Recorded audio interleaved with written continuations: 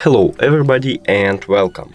In this video I will show you how to manage sound effects for a mobile game Bunker Wars.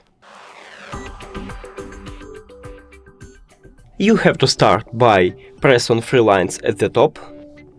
Now go to settings and right here we have SFX, what means sound effects. To increase the volume of sound effects you should move to the left right here, and to lower the volume you should move to the left.